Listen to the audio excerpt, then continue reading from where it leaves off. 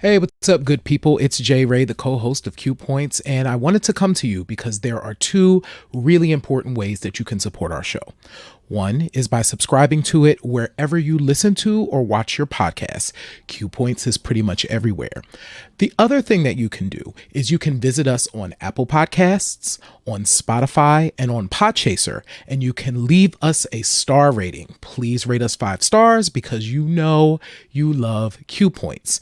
And on Apple Podcasts and on Podchaser, you can actually leave us a written review. It's not required, but it really does help to spread the word about the show, and it helps people to discover it as they're looking for new podcasts to listen to. We're always appreciative of you supporting Q Points. We thank you so much for all that you've done for us so far, and enjoy the show.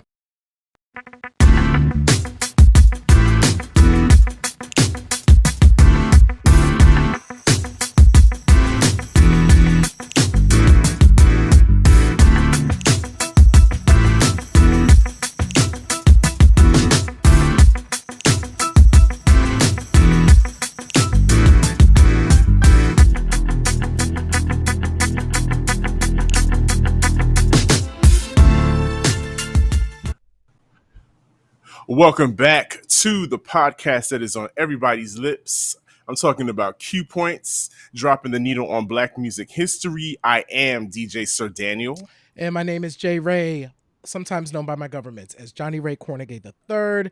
What is happening, world?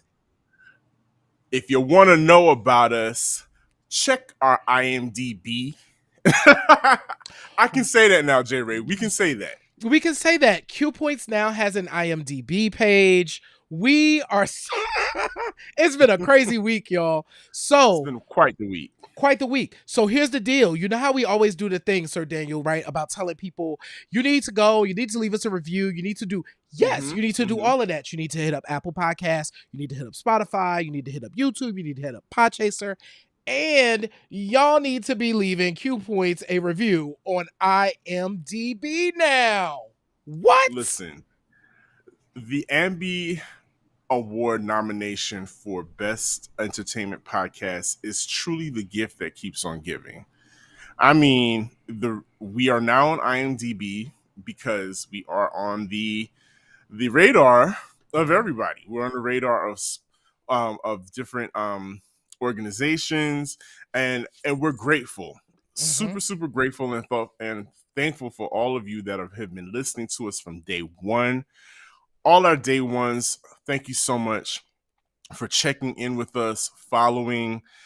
If you bought a t-shirt or a mug or a bag or all of them, thank you so much because it helps to get the word out about the show.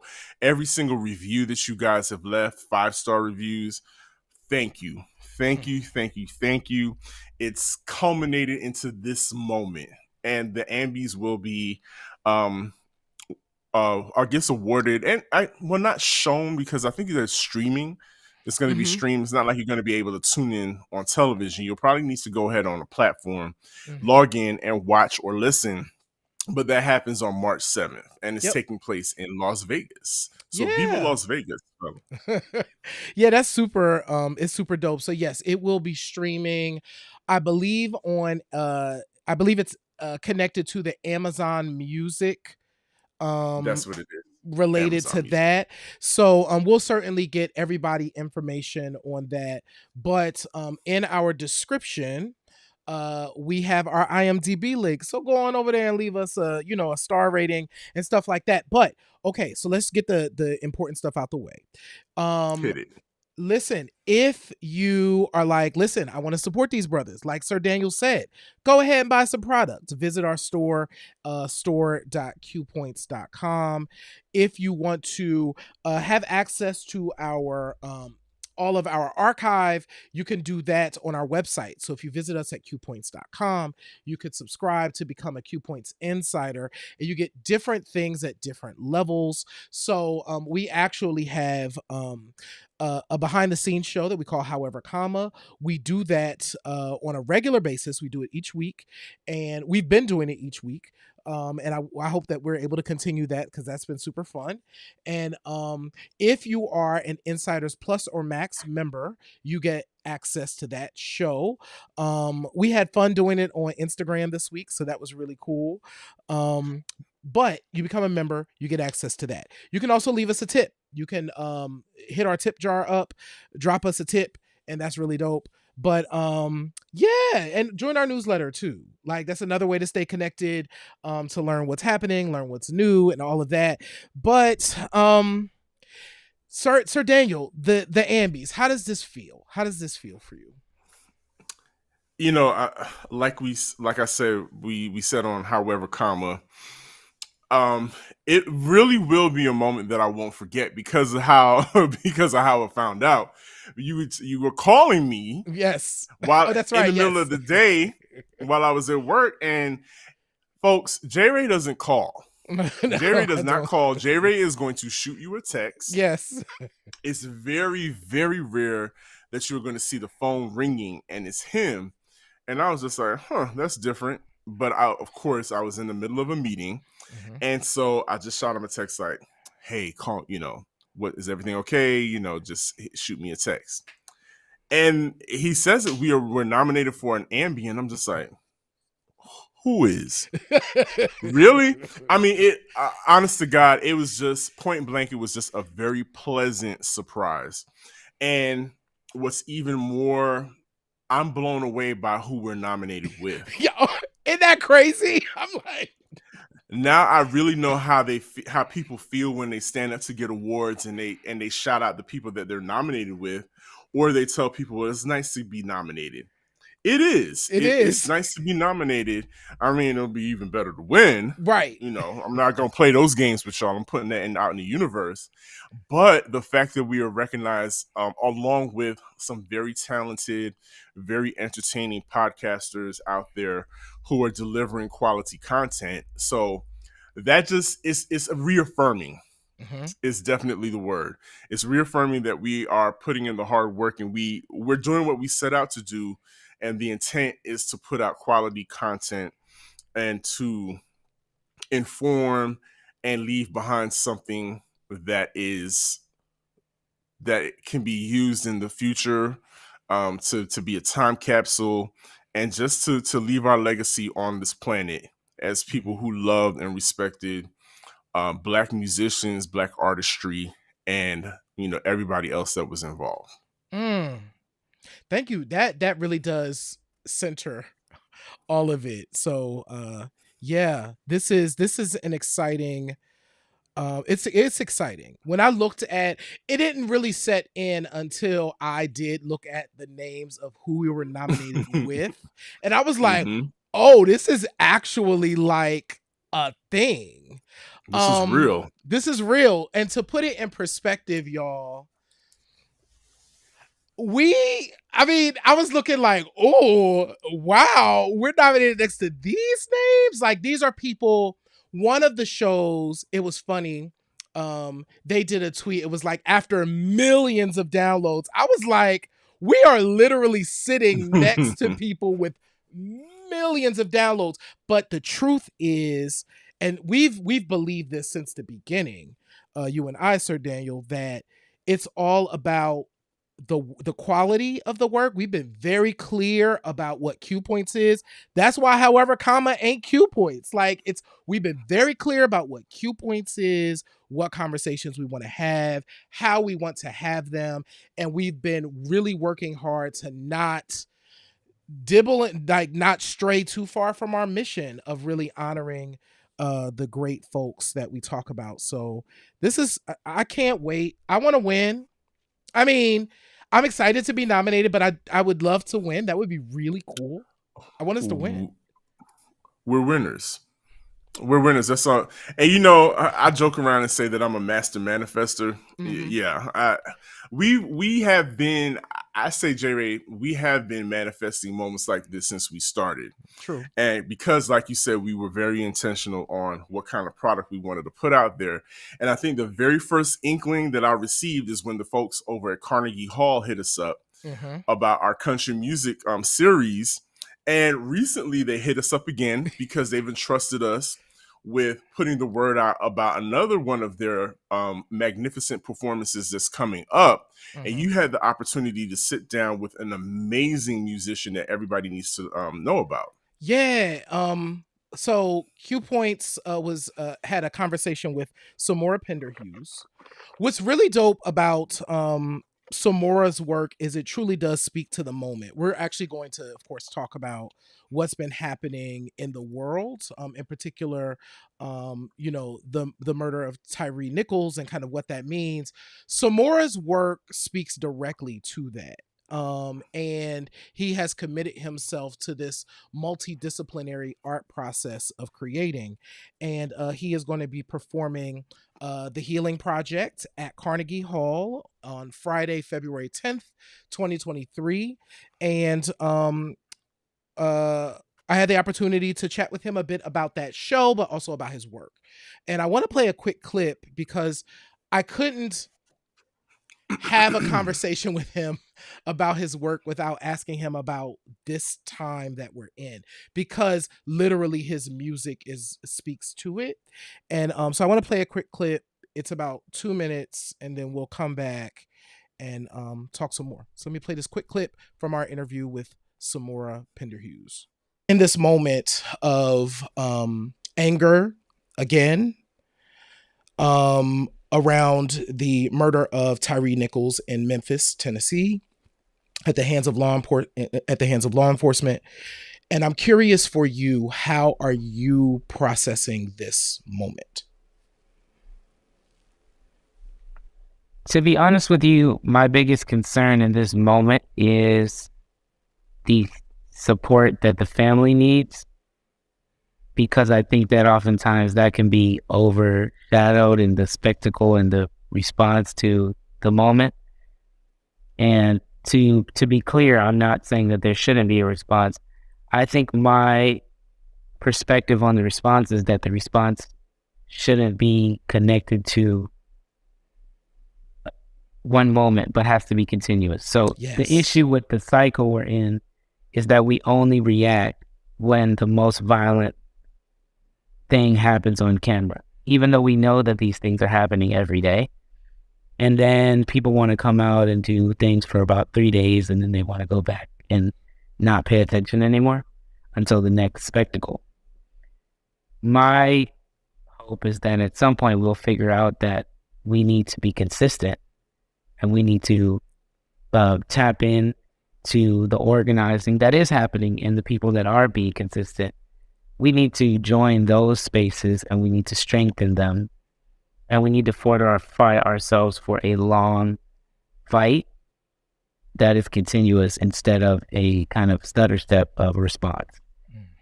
I am very, very, very upset, of course, as everyone else is. And I think that there definitely needs to be a wrapping of arms around the family. And I hope that people will do that. And I hope they will receive the support that they need. There's only so much that can happen. You know, they have to be able to grieve, and there's nothing that can bring the person back, you know? And so we have to be able to support them as best we can. And then in the overall context, it's got to be revolution or nothing else to me. Now that's a note to end on. It's got to be revolution or nothing else to me. Wow. First of all, dope interview. Thank you, brother. Really dope interview. And yeah. First, Samora's dope. Yeah. Dope, brother. Um, I don't know. So let's wrap up talking about Samora and what he has coming up, and then I guess we got to touch on the whole Tyree Nichols thing, because we've spoken on it on however comma. I guess we can touch on it again here on Q Points. But Samora's upcoming concert is when again? Yes, it is next Friday, so February 10th, Mm-hmm. 2023 at Carnegie Hall in New York City. I may actually go. So Nice.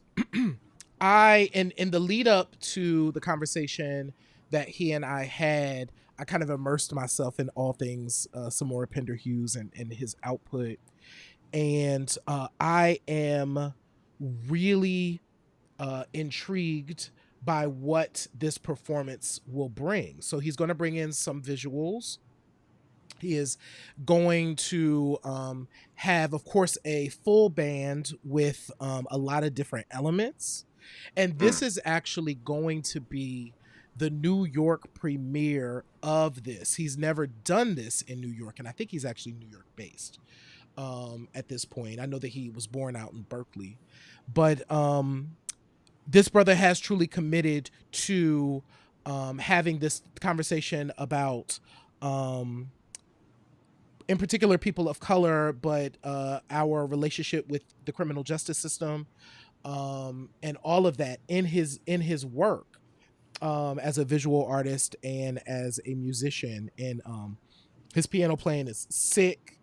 Um, and he says that where does it start for him? I was like, so do you like grab a pen and paper? Like, do you write stuff? Like, what is it? Or do you sit down at the piano and whatever? And he was like, no, it always starts at the piano because that's like the extension of his body. So he'll start Mm. at the piano and the melodies will kind of come from there and then the words will come from that. So yeah, excited to see what that is. So we're grateful. Thank you to Carnegie Hall once again for trusting us to have this conversation with an artist that's going to be on their stage, and we're incredibly grateful for that. So thank you so much to the Carnegie Yes, Hall thank team. you, Carnegie Hall. As he said, J. Ray, he put it quite plainly. We're in this cycle, Mm-hmm. and it feels like a never-ending cycle. And I know he wants us, or he's calling for us to be more vigilant. Mm-hmm.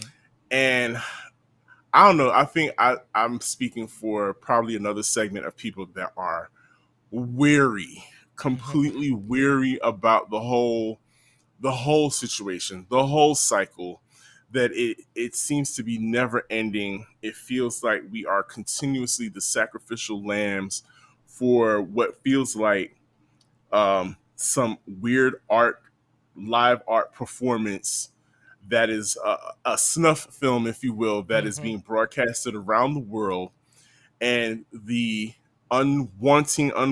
unwitting stars are us, are Mm-hmm. black people, constantly. Yep. And yeah, when I saw this again, I was like, wow, here we are again. Mm-hmm. And I hate, as I get older, I don't say I'm desensitized to it. Um, but again, I am weary. I am have been witnessing things like this since I was 11, 12 years old, growing up in New York, Mm-hmm. and hearing about issues like this in the mid 80s, when a young lady named Tawana Brawley Mm-hmm. became daily news in New York, and Mm-hmm. in New York, and then tri-state area, and of course across the world. And first, I mean, before we even go further than that, do you have any more thoughts on Tyree Nichols and he was laid to rest. Yes. There was a very large public Mm-hmm. ceremony for him, Yeah. elected officials, Yeah. the choirs, the whole nine. Again, a performance that we have seen before. It's like we just had one. Right. We just had one. This is like we're having more. Oh, I'm probably going to get in trouble for saying this.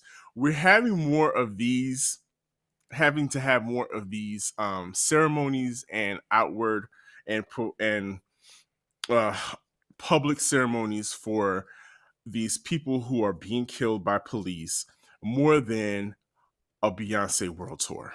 Mm-hmm. More than more than her tours are coming around, we're seeing these quote unquote performances more often. Yep. And it's sickening. Yeah. It's sickening. I wish there was an easy answer. Some people think there is an easy answer. Um, but are we willing to pay that cost? There's so many, questions to ask ourselves regarding this whole situation and what living in the same world as the police from here on out in America is supposed to look like for Black people. Mm-hmm. I am.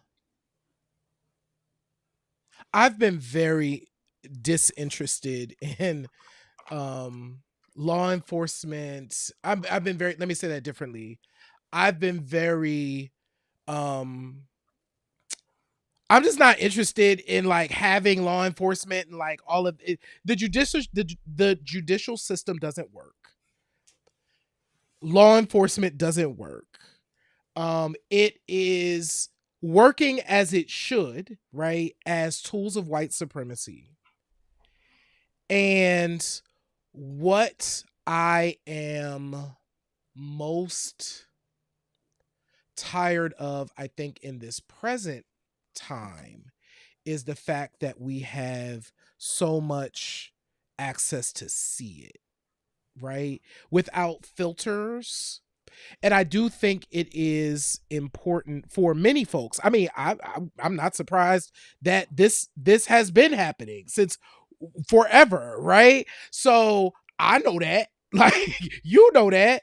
I remember how um I do remember in 1991 when the Rodney King beating happened, feeling very, because I was a child though, like, oh my God, I can't believe this is happening. Of course, then immediately realizing through a little bit of research that that's actually kind of normal in LA, right? So Yep. then it was like, oh, the difference was it just got caught on camera and they got off. Right? Hence, burn LA burn. Absolutely. So I just send love to the family of Tyree Nichols. I was listening to NPR some point earlier this week, and they were reading either a post or something on social media, and they were reading what he wanted his art to give to the world. And I'm like, this soul was walking the earth with his camera and his skateboard, doing the best he could, and this happened to him by people who wear badges and drive cars that say to serve and protect. I don't know what they expect. My question is, what do they expect us to do? How do they expect people to believe that that's what the function of what they are? I don't know. So I know that's a lot of stuff. But I think at the end of the day, I too am weary. Not too weary to not fight against it, child. But I'm still weary. And to that point, happy that we get a chance to do this here on Q Points. Happy that Brother Samora gets to do what he's doing. Everybody's doing what they can in their own way. There's not one single answer that'll fix everything, but I think what everyone is committing to doing is really important. Just commit to doing something. You're right. Luckily, we are here to spotlight, and we're transitioning to the main topic. We're here to spotlight a group that has committed to using their voice and their platform to saying something, to doing something. Welcome to the show, Carlton. Glad to see you here as well. Again, like I said, way back in 1987, 86, 87, in New York, in Brooklyn, New York, there had been, the Bensonhurst beatings. Bensonhurst, of course, is a working class, mostly white neighborhood. in Brooklyn, New York, where a lot of people, black people, were leery of going through because there were mobs of working class citizens that would beat up on black people as they came through the neighborhood. And then on top of that, there was another incident of a young lady by the name of Tawana Brawley, who, according to her reports, was assaulted and dumped into the trash and left for dead after she was assaulted by four, either 3 or 4 white men, if I'm remembering correctly. And Tawana Brawley's cause was picked up by the public, mostly headed by Reverend Al Sharpton, which is, Reverend Al Sharpton is still a figure that we're still seeing all these years later. And I can also remember Reverend Al Sharpton appearing on various talk shows like Donahue, and would appear on a talk show circuit with a group by the name of Public Enemy, or at that time would be with their front man, Chuck D, speaking against these atrocities that were happening to black people in New York and at time and then further down the line, LA and around the country. And so Public Enemy, in our 1988 series, we are celebrating the album It Takes a Nation of Millions to Hold Us Back. Yeah.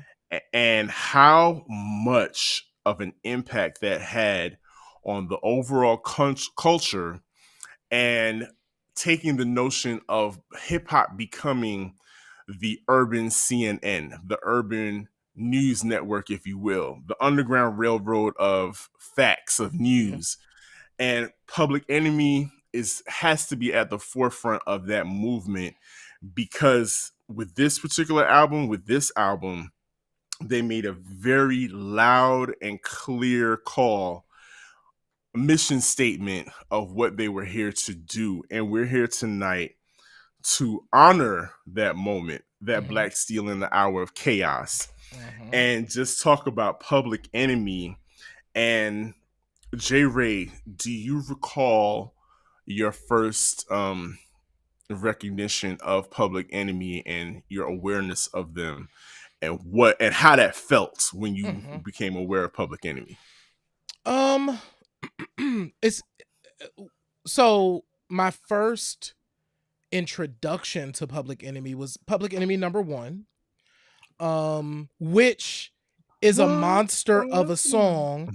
And the interesting history note for folks is that song was actually recorded pre-Public Enemy. Chuck D was working at a radio station, and that was kind of like his response to another radio personality. He did this dope like track called Public Enemy #1. And at the time he had been working with these brothers under the banner of Spectrum City. So it was like Chuck D and Spectrum City. They were basically the Bomb Squad. So that's essentially who made that up. So my introduction to Public Enemy was that song. But I think what's interesting is that first record was an important record for a lot of reasons, but it was the second album that was, I think, more in front of truly dealing with the issues of the time. And between PE and BDP, we were having more of a social justice conversation in the music. So I think I really woke up to PE with Black Steel in the Hour of Chaos. So that's at the end of this album. But I remember first being introduced to them with Public Enemy #1. One other quick note. So for folks that don't know, because I know that I don't want to make assumptions with folks listening to this show, but Public Enemy was founded by Chuck D and Flavor Flav. So Chuck and Flavor Flav were working together. We'll talk about the impact of Flavor Flav, because I do think that people don't give Flavor Flav enough, but Flavor Flav is so important. Flavor Flav is iconic. Let's be Is clear. iconic and was important to everything that happened in Public Enemy. He was the group two, right? So it was him and Chuck. And then of course produced by the Spectrum City eventually became the Bomb Squad. So but yeah, Public Enemy number one. What about you? When did you first get familiar with their music or get woken up to their music? So again, living in Brooklyn, we did not have cable. However, we did have that cable access channel that would come in clearly, and I was a huge fan of Video Music Box. Mm-hmm. And of course, Ralph McDaniel, being the pioneer that he is, ran the Black Steel Mm-hmm. in the Hour of Chaos video. And I've never been shy away from saying that my introduction to hip hop was more of a happy kind of, party atmosphere raps, bright, colorful, you know, Salt Pepper, the whole Idol Makers crew. That was my pull into. That's what pulled me into hip hop. And so here is this video coming on, and I'm transfixed by the video because it's kind of jarring to me. It's very jarring. Mm-hmm. It's dark. It's moody. It is the Chuck D's voice, Mm-hmm. which can be a show all by itself. Right. Chuck D's voice it grabs you, right? Mm-hmm. It keeps you at attention, and he's telling this story. The first line he says is, "I got a letter from the government. The other day I opened I and read opened it. it. They said they were Said it was suckers. suckers." And I'm hearing this voice and I'm listening to the story he's telling, but I'm also looking at the story that each frame of the video is telling, because it's shot in a prison. Mm-hmm. It's reflecting what prison life is like and how these brothers are living in prison, what happens there. And it was very stark. It was, Mm-hmm. I'm not gonna lie, it was jarring to me. I was scared. Mm-hmm. Point blank period. I was scared. It was Mm-hmm. not, it wasn't fun. It wasn't warm. It wasn't, all the fuzzies, the warm fuzzies that the other rap songs were giving me. This was more very stark, and it was like, no, you need to pay attention to this. I'm teaching you something. Mm-hmm. And I, of course, was like, oh, this may not be for me. This may not be something that I'm running out to get. But it was everywhere. Mm-hmm. The reaction to the video, the song on the radio, it was very swift. There was always a Public Enemy song in rotation on the weekend hip hop shows in the tri-state area, and they quickly became a fixture on the hip hop scene. And as we will discuss later, they quickly became a fixture on television, because tabloid television and talk show television was on the rise at that point. Yep. And I think that helped the popularity of a Public Enemy. Mm-hmm. And I also recall, the area I lived in was Crown Heights. Mm-hmm. Crown Heights, Brooklyn has a huge Jewish population. And I always found it interesting. A lot of the younger Jewish kids, I would see them in the record stores, and they would ask for the Public Enemy records. So this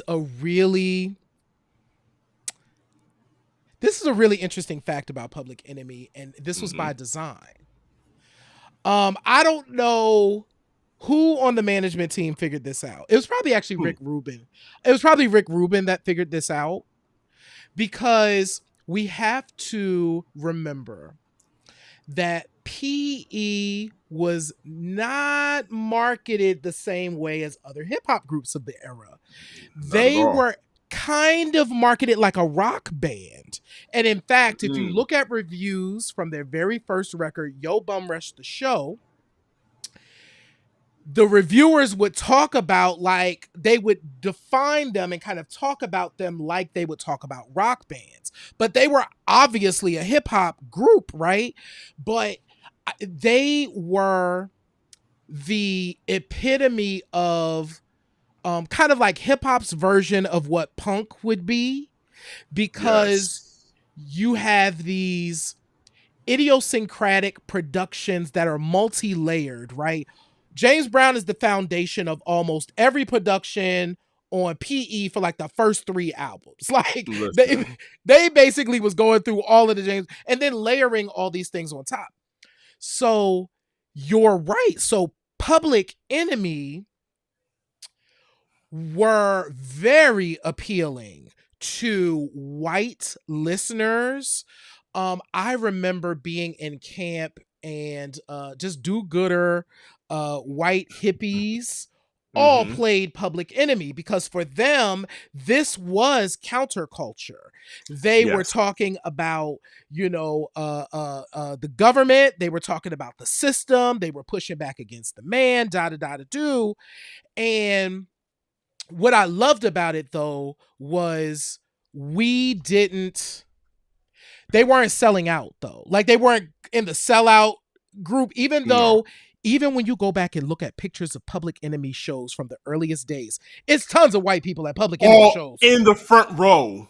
Totally. Like all white kids, just like you said, white kids, suburban, college white kids, they were in the front row.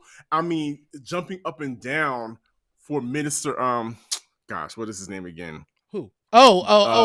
Professor Griff. Professor Griff, Mhm. and the S1Ws. I W's. mean, going nuts in the front row. And I also think it was partly just how you said they were marketed, not necessarily their pictures being used to market the band, but the iconography of the soldier in the Target. crosshairs, the target in the crosshairs was marketed, and those kids ate that shit up. They ate it up. Their marketing was Absolutely. A1. Absolutely. And so, really quickly, I just want to run through because one of the other interesting things, Chuck D was the opening king. And so I just want to go through the singles. I'm just going to go through the singles and I'm going to read what he said to open the Mhm. song. So we got Rebel Without a Pause. He said, yes, the rhythm, the rebel, without a pause, I'm lowering my level. Just bringing you in. Can you do that again? But this time, just make it a little lower in your register. Yes, the There ribble, we go. the rhythm, the rebel, without a pause, I'm lowering my level. And you have Flame in the back. So that was Rebel Without a Pause. We're gonna do Bring the Noise. Bass, how low can you go? Death Row, what a brother know. Once again, back is the incredible Rom Animal, the uncannibal D, Public Enemy #1. These are great. These openings are iconic, right? It keeps going. Don't Believe the Hype. Okay, so we're gonna go. Don't Believe the Hype. We're just gonna go to the top. Back. Caught you looking for the same thing. It's a new thing. Check out this I bring. You know what I'm saying? Boom. Last one. Night of the Living Bassheads. Here it is. Bam. And you say, God damn, this is a dope jam. Bruh. So a very interesting point about every last one of those openers that you recited. I can tell you there's like 500,000 rap songs that have chopped up and used Chuck D's voice. He is sampled numerous times in hip hop. We talking about James Brown being the foundation as far as what is the track? I'm forgetting. I should know this. The Big Payback? The Big No. Payback definitely is one of them. I mean, there are so many James Brown joints. The Funky Drummer is really that's it. The Funky Drummer. That's what I meant to say. So the Funky Drummer is the foundation, but Chuck D's voice is in a sample is like the cheese on top of the burger. If we're talking about if you have a dope hip hop song between 87 and 2023, there are Chuck D samples everywhere. What's up, Wani Love? Good to see you, Wani. Absolutely. She's in the building. What's up, Wani? I mean, for this album, One is chock full. So all of them songs. So we had 5 singles. They were all hits. Now I do think it's interesting, and this is something that I think we can dig into. The song that was one of your favorites, I do think is kind of a turning point. This whole thing was a hit, but I do think Night of the Living Bassheads and the imagery for that video. Remember MC Light in that video with the MC she's the Light is reporter. she's a roving reporter. Right. There were plenty. Chris Tucker Oh, from Rap City is yep. is in the video. That video turned it around for me. I was like, oh wait a minute, I like this because of the video. Again, growing up, I saw all the crack vials in the street. I was very familiar with the crack epidemic that hit and seeing the results of it in the neighborhoods that I would have to travel through and grew up in. And so seeing that translated onto a video and them showing the Autobahn ballroom, which then became a crack den, which is a big thing back then. These wonderful, beautiful buildings at one time, because of urban decay and plight, became crack dens. If y'all remember the movie New Jack City, Yep. the huge tenement complex called the Taj Mahal was a crack den. And so things like that referenced in this video made it very stark about the problem of people and crack. They showed different types of people that were smoking crack. And they made it look like when they bust through the door, they had people, white people, black people, men, women, people who worked on Wall Street, all had bottles of crack on them and things like that. Just to let you know that this epidemic was serious and hitting each and every person in sight. And again, there was the comic relief of Flavor Flav in the video, his dancing. Again, the Bomb Squad structure of a song and the way they loop. There's something that the Bomb Squad did with horns. Oh yeah, the way they would loop horns or chop them up. It's something. It gives a call to action. Every song has a call to action, and it lets you know that this is a very serious matter, and this is something very serious that you need to listen to. So that song is what pulled me in. At that and Cole Lamping, which was Flavor Flav's joint, Flavor Flav's solo joint, Yep. was the two things that turned it around for me for Public Enemy. Yeah, I think you are absolutely right in terms of it's the same thing it's why I loved Public Enemy #1 so much, because they took that that sample, that JB sample, that and just extended that joint for the verse, which in later years Dilla picked up as a production technique as well, because it's what that idea and what the Bomb Squad were doing, and this is J Ray's opinion, is they were making you slightly uncomfortable. Like it would drag, like they would drag that horn out or that thing out for so long that it's almost like a breaking point, and then it's like it falls off. And then it's gonna ramp back up again, right? So, but it's gonna last for a long time. And I think that creates tension because you're like, when is this going to stop? It's not, right? And even if it does, it's coming back. So I think between Chuck's vocal, and the lyrics he was spitting, their production was so kind of in your face. And like I said, really making you a little uneasy. The beats was hot, but it's like, oh, this structure is like got me a little on edge. And I think Flavor Flav also, to your point, he broke that up. You know what I'm saying? With the voice. Tell him, D. You know what I'm saying? So you get this coming through. And that leads us to the fashion, because Flav walking around in this gigantic clock. Remember, we all wanted the clock. The clock was it. If you couldn't get it, if you couldn't afford a gold chain, and more than likely you couldn't, right? Because you were a kid, you could go down to the local corner store, Yeah. the local bodega, and you could get a clock watch on the string. Yep. And though when I tell you those vendors, they racked up on us getting those clock watches because Swatch watches was definitely a thing. Yes. But then to get it hanging around your neck was next level. And Yep. again, hip hop doing what it does, taking conventional fashions. Like the conventional thing is to wear a watch on your wrist. Yeah. But we're hip hop, so we're gonna put it around our neck because Flavor Flav says so. Flavor Flav. And did you notice the clocks got bigger and bigger? The as clocks the years progressed? got bigger as he got more money. Clearly, the clocks got bigger because by the time the next record came around, that joint was like bigger than Flav, right? Absolutely.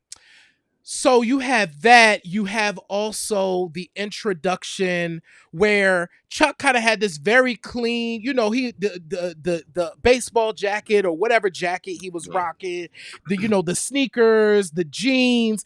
It was always a t-shirt and a cap, right? So sometimes a t-shirt. Sometimes a t-shirt. Because in getting ready for this show, I was like, wait a minute. Chuck D was running around here shirtless a lot during these shows. Like he would have a starter jacket on over it, but he was running around shirtless, which leads me to believe that that's part of what made it rock and roll. Had made it hip hop. Had this rebellion because even though he's talking about a very serious matter, Chuck D still, I think, understood, the freedom and the sexuality behind rock and roll, behind hip hop. So just me thinking out loud, thinking, this is part of what his contribution to the fashion trend at that time, because those baseball jackets definitely became even more popularized because of a Chuck D. And we can't forget about the S1Ws who gave another form of fashion, because you didn't know if they were coming out in army fatigues. Yep.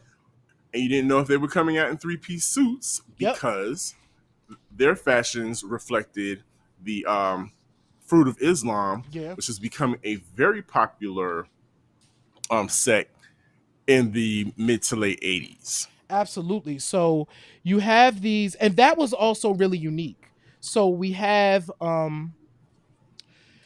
for me, growing up in a Christian household, I was always very familiar with Islam because we always had one family that was Muslim, and in the tri-state area, it's Muslims everywhere. It's the same in New York, right? It's just very heavily Nation of Islam. So I wasn't unfamiliar, but I can safely say that I had never seen it on display and as prominent as when Public Enemy showed up on stage, because one of the way that they were choreographed to move was very soldier-like. So they were kind of, instead of Scoop and Scrap, you had the S1Ws doing the same, providing the same function, but they also served as what, I don't know that this was true, but they looked like protection, right? Yeah. I think that's what S1W stands for, right? Security of the First World, right? Security of the First World, correct. And I do have a quick quote here too, because apparently Chuck D is quoted as saying,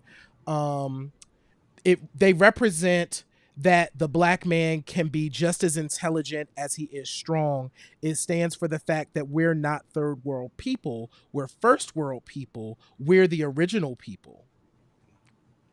And these brothers, they represented that, right? So there was a lot of power in all of it. So every little piece of Public Enemy kind of had its own vibe. So you have Chuck D, who's clearly the leader.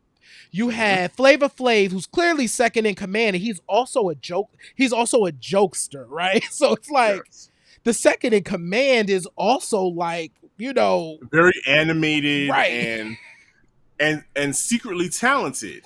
Right. So we don't learn that until later. You have the Professor Griff, and then you have the S1Ws. They have a role to play. And then you have Terminator X standing. I don't know how tall Terminator X is, but he seemed giant. He seemed enormous, and if we're still talking about fashion, Mm-hmm. had a complete look of his own. Even Yep. for one, he didn't say a word. For years, we never heard what he sounded like.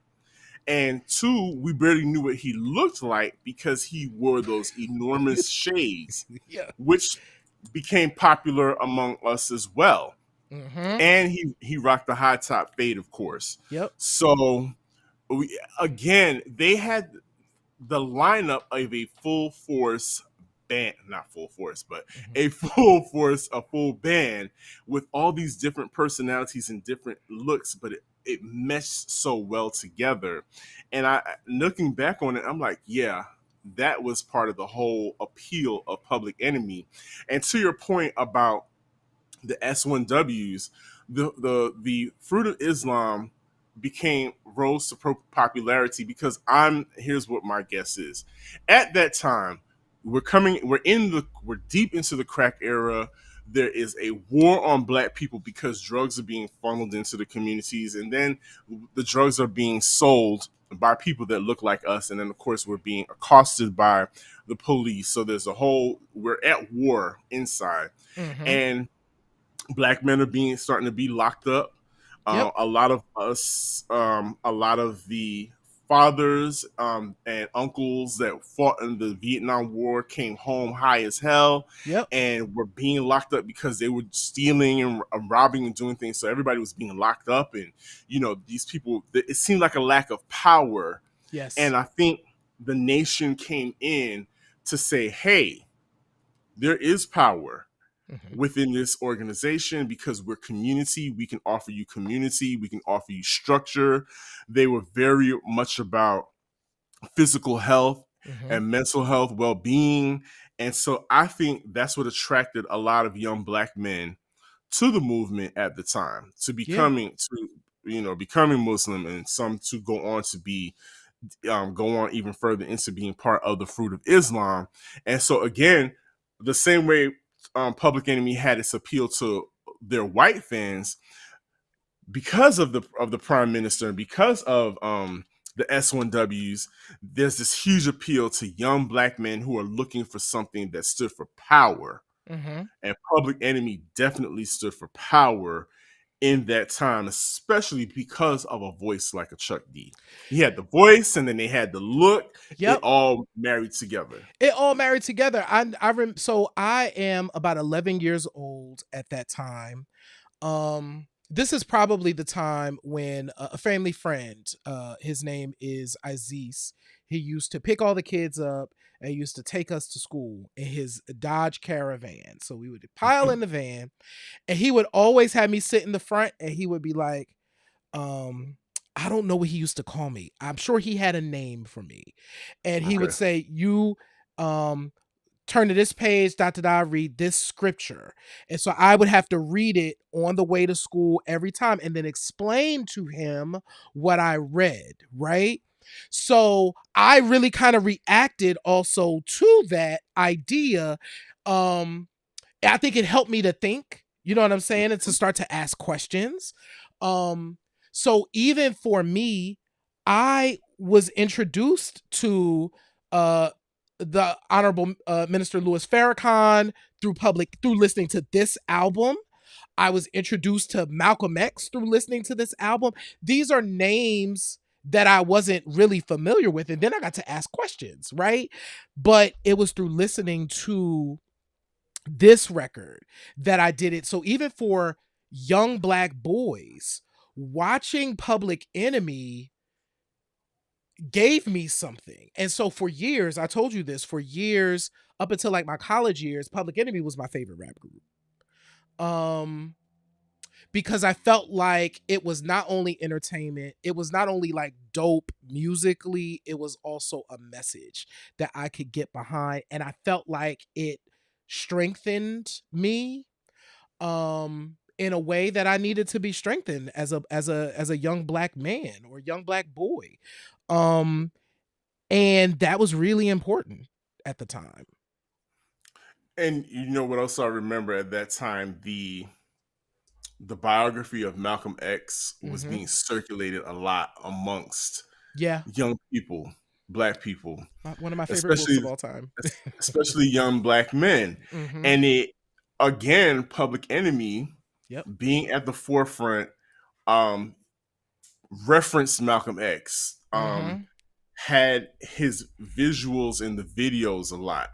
And Mm-hmm. so with that, again, another reason why young black men started to gravitate to the teachings of Minister Farrakhan and Malcolm X.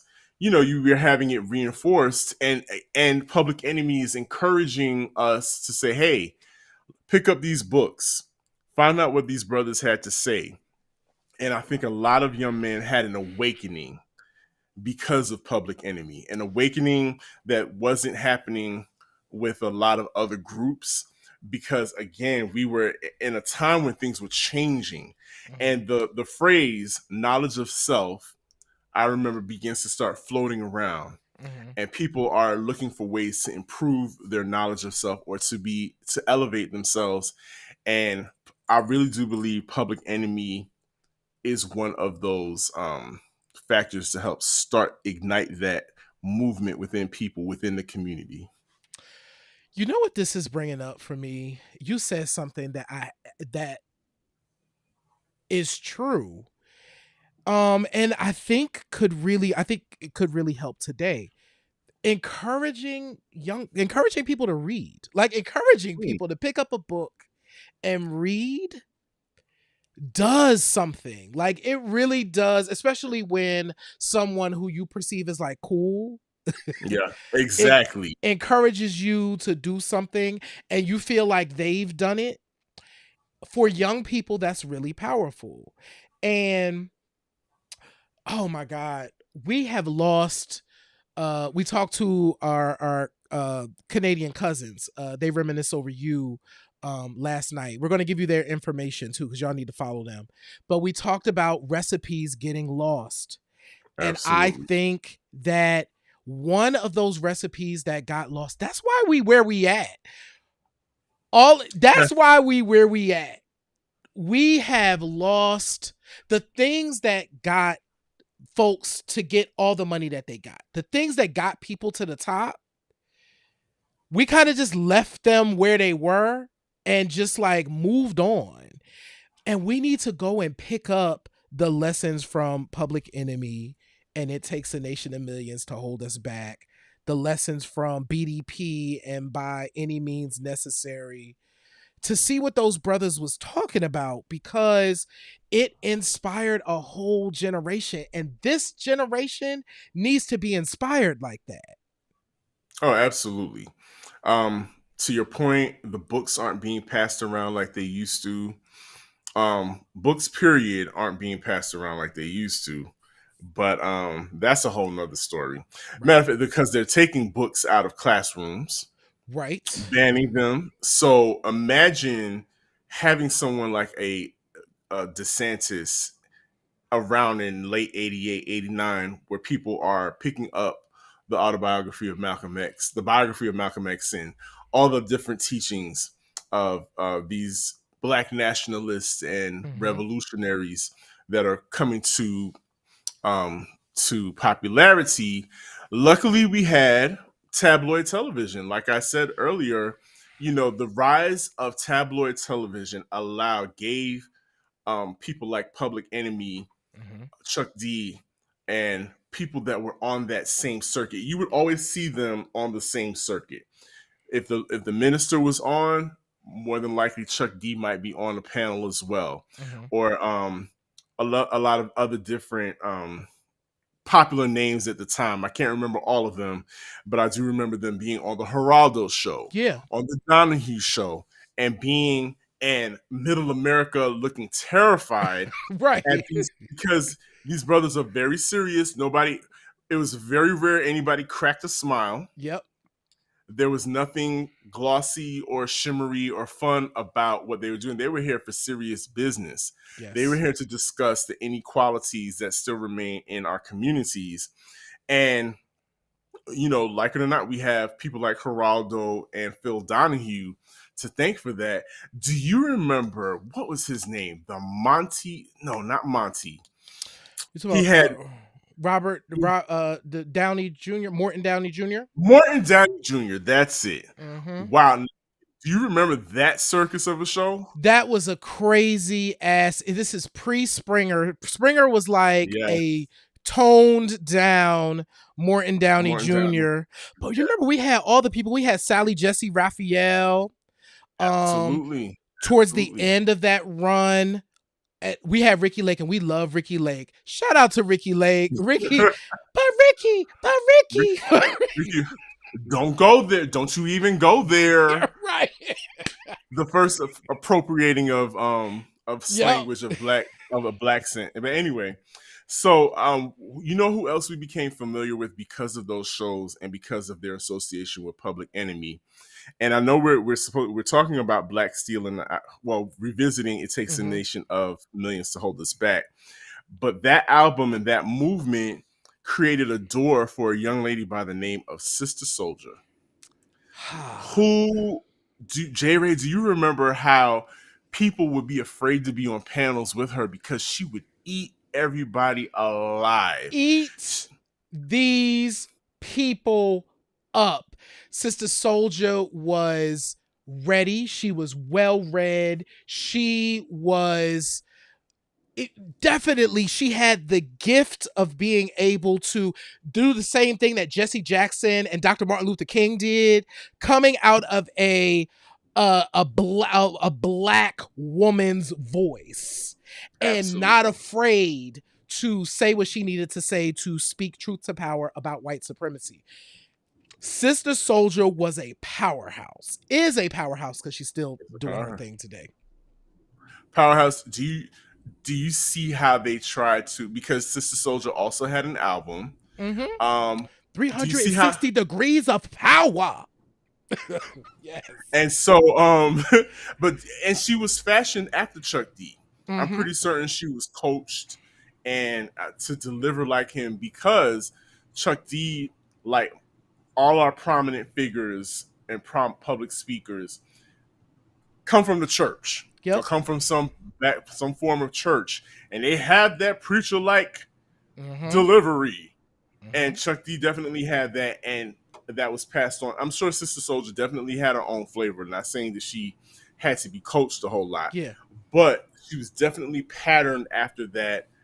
The way that he would speak and he would project when he would be rapping, and even though I don't think most people remember her from music, but they do remember that association between Sister Soldier and Public Enemy, because I think at that point they needed to represent women.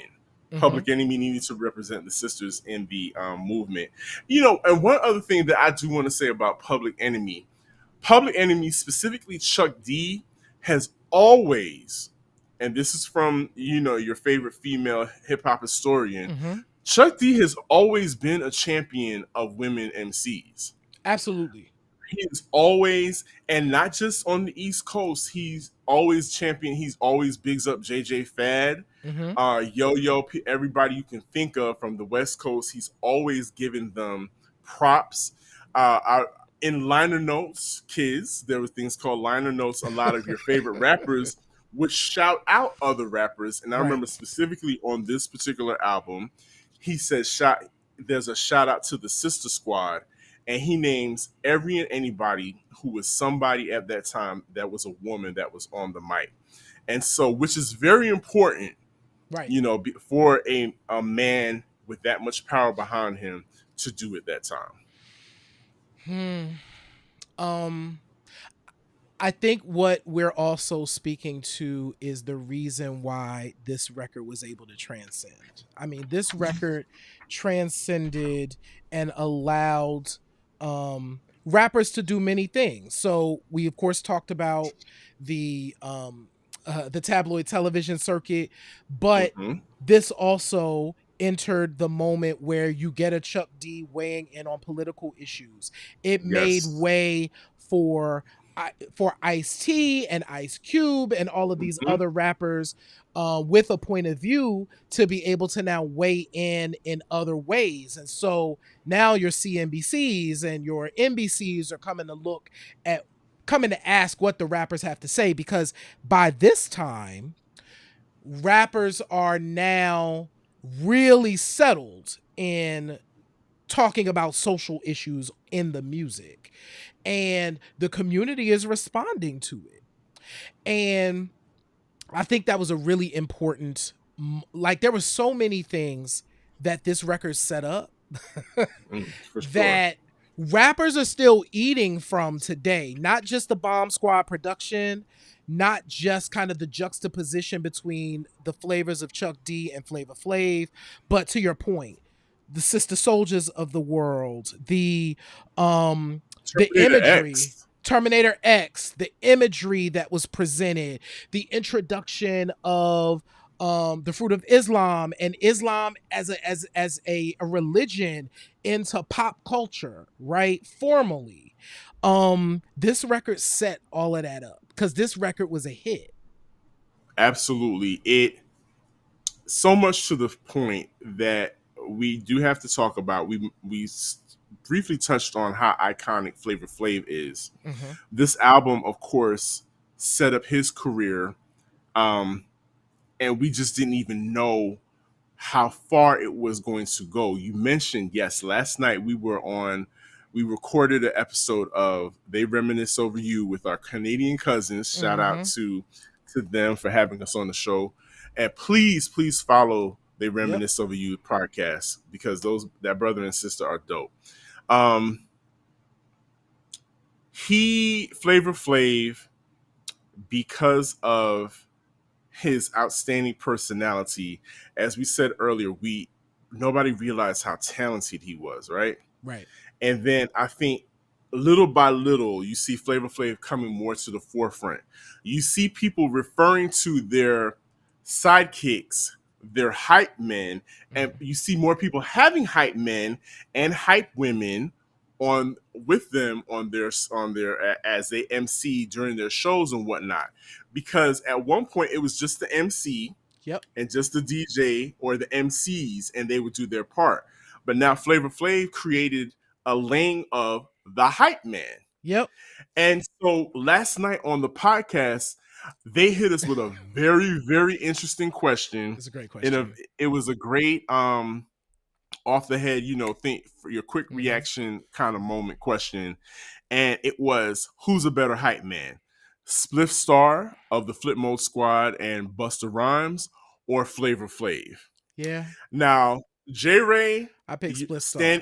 stand in your truth. You pick you pick Spliff Star. Uh-huh.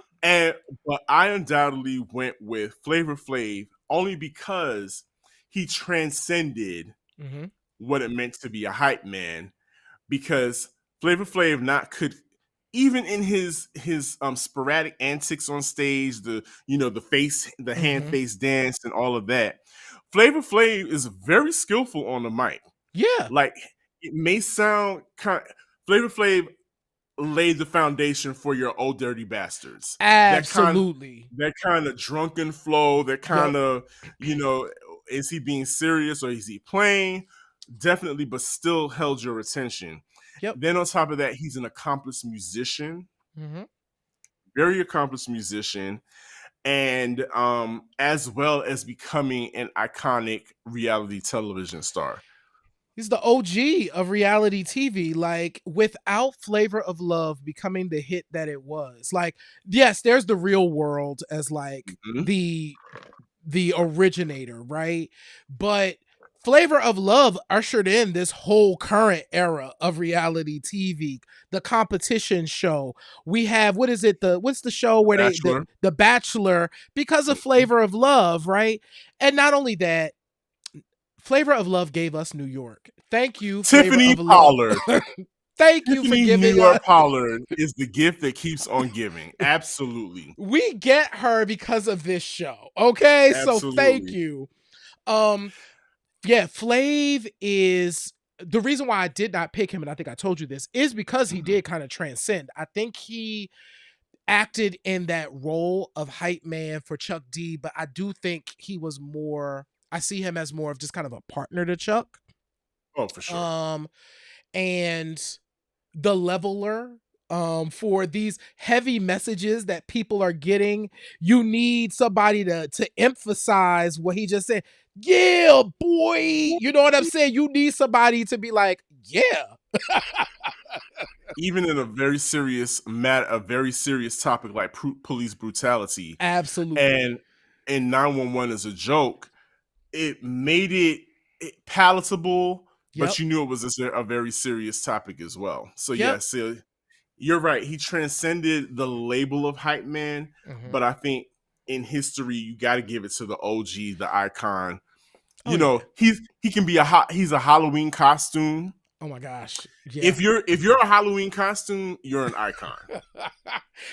Absolutely. Flavor Flav deserves all the props. And if we look at the cover of It Takes a Nation of Millions to Hold Us Back, you have Chuck D standing there real serious, and Flavor Flav with gold teeth and that big clock and that blue sweatsuit on. The top hat, the top hats, the top hat. everything. But it is definitely a marriage that worked. A marriage that, of course, like any marriage, went through its difficulties. Yes.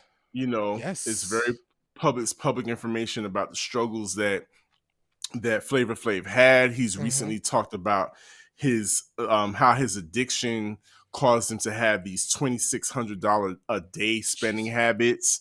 But through it all, he had several children that we never saw coming into the public or in the media talking about being abandoned by him and not being taken care of by him. So, you know, God bless him. He is definitely he's definitely a figure in hip hop that needs to be respected. So much so that J. Ray, and I can't believe that the Grammys are coming up very soon, and we have said nothing. I don't think I even remember that we're in Grammy season, because the Grammys just, I don't know. Right. The sheen is it's losing its sheen. Yeah, we did a whole show about it last year. We didn't even talk about it. Yeah. But I just so happened to see that in this coming up broadcast of the Grammys, they are paying homage to the 50th birthday of hip hop, and in that lineup, people like Missy Elliott, Queen Latifah, Salt-N-Pepa, anybody you can think of, including Public Enemy, will be on the roster to honor the 50th birthday of hip hop, which is iconic because rewind 30 years ago, Chuck D, Salt-N-Pepa, Jazzy Jeff and the Fresh Prince, they did the protest, famously captured in that photograph that lives on forever, where they boycotted the Grammys. So now here the full circle moment. The Grammys are bowing down to hip hop and honoring hip hop in its 50th year. Is JJ Fad on that list? JJ Fad should be on that list if they're not on that list. They should, because JJ Fad was one of the first. They were the first, I think, weren't they? They were one of the first groups to receive, if you're talking about female rap, to receive a Grammy nomination. So they should be included in that. They probably aren't, because they're constantly overlooked, but they should be in that lineup. Absolutely. I am just happy that, 50 years in, hip hop is still making its mark. It's still leaving a mark. It's still trying new things. We now have elders of the game. You know what I'm saying? Hopefully they invited Kool Herc to the ceremony. What did Black Thought famously say? Kool Herc ain't never get a royalty check. Kool Herc ain't never get a royalty check, yo. No 401k. No 401k. We know he's experienced his own health issues. Yeah. We 50, and we gotta start acting like it. That's dope. That's a quote. Hip hop is 50, and it's gotta start acting like it, yo. We gotta We do, because right now we're at the point now where there's going to now be more legends. They're already in their mid to late 50s, Absolutely. early 60s. You know what I'm saying? So the question is, what happens? What happens now when our pioneers, when Shyrock gets to the point where Shyrock can't do interviews and can't, what happens? Like, What happened? we need Absolutely. something in place. So hip hop, we have to figure this out. And if I'm not mistaken, I believe that LL and Rock the Bells has created some type of commonwealth for the elders of hip hop, or something that they can all pour into and be able to take care of the elders. I'm not 100% sure. We can look into that, and we can talk about that as part of our series and celebrating the 50th anniversary of hip hop. What does it look like to become a senior citizen, Right. of the hip hop generation? I think the elders are knocking on 70. Quite honestly, Yeah. there are people who, the younger ones, the Gen Xers, are in their early 50s. So the ones that came before us are in their mid to late 60s at this point. I know Yeah. actually, Flavor Flav is in his 60s. Curtis Blow is 63. Curtis Blow just turned 63. Absolutely. Think about it. So you want, and this is something for all of us to think about as we're living in the environment we're living in. We're already thinking about, is Social Security going to still be around to take care of us? Imagine you and I, we've worked and we've paid into the Social Security It might not, engine. baby. It may not be here. It may or may not be here for us, but it possibly could. Right. Whereas if you are in entertainment, you are a hip hop pioneer, your money wasn't necessarily paying into Social Security. Yeah, this is such a great conversation to have. I think it's really, this is when we got to talk about this. We have to talk about it. It's going to become really, really, really obvious, because we are now, over the last 5 years, I feel like we've been experiencing a lot of changes. Loss. It's a lot of loss, frankly. I was trying to use that word, but yes, loss. And as folks age, this is the reality. So the question becomes, when they need care, when folks need care, where do they go? And they're going to need care. Most of these folks are not millionaires. Most of our pioneers are not millionaires. That's a bar, J. Ray. It's true. Most of our pioneers are not millionaires, right? Most of our pioneers not millionaires. Not millionaires. They just not. You know, it's more that second generation where we start to see that. The Run DMCs, the LLs, the like, you know, but there were people that paved that road. You know what I'm saying? So we're talking about those people right now. Like, one of those people happens to be Missy Elliott. Yeah. And we're coming to the end of the show, and we cannot let the day go by without giving props to Missy and that bit. First of all, you talking about a wig snatching moment. She dropped this video to announce and to celebrate her being nominated to be inducted into the Rock and Roll Hall of Fame, which is major and is well deserved. Absolutely. But she looks amazing. But there was a part of me, J. Ray, there was a part of me that was like, is that really Missy, or is this Stop AI? it now. Stop it now. Now look, Missy has used a little deep fake technology in the past in some of her videos. Let's not act like that hasn't happened. I mean, it has. We going to give Missy, you know what I'm saying, her. Melissa is running around here snatching wigs, and this is probably when she's first eligible. Even I'm assuming this might be her first eligibility. Oh, man, probably so, yeah, or is really close to it, and she deserves this. Like, you want to talk about pioneer? Like, she's a walking pioneer, right? That's a whole other conversation. And living, and needs to be living legend that needs to get it now. She's a living legend. She's had her health scares, but thank God we still have her. Yes. You know? And she's still able to get on the mic. She's still able to do the things that she wants to do. Because Shot Up Checks is long. She don't have to do nothing. Wow. She don't have to do nothing. Sitting on checks after checks after checks. Not mad at it. So shout out to Missy for being nominated for the Rock and Roll Hall of Fame. I truly hope she becomes this in part of this class. Once again, A Tribe Called Quest is nominated. There's some dope nominations. On the non-black side, we got George Michael. George Michael is nominated.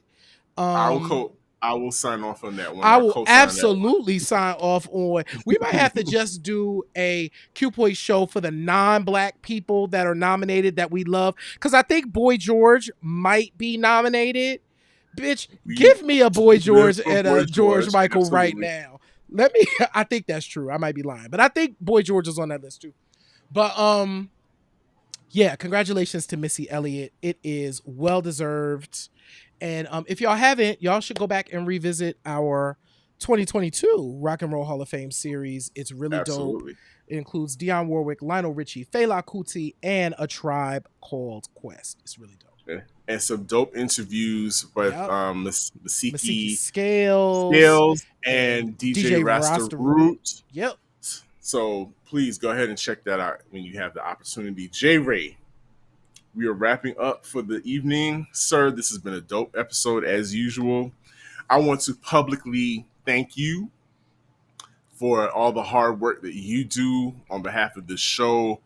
I've said this before. I cannot imagine doing this show with anyone but you. And so cheers to us and the future of Q Points and everything that is happening here. I thank you so much. And again, thank you to our listeners, day ones, our listeners and viewers. We thank you so much. But you know what else I always say, J. Ray? In this life, you have a choice. You can either pick up the needle or you can let the record play. I'm DJ Sir Daniel. And I'm a very grateful for DJ Sir Daniel, J. Ray. And peace, y'all. This is Q Points, dropping the needle on Black music history. We'll see you on the next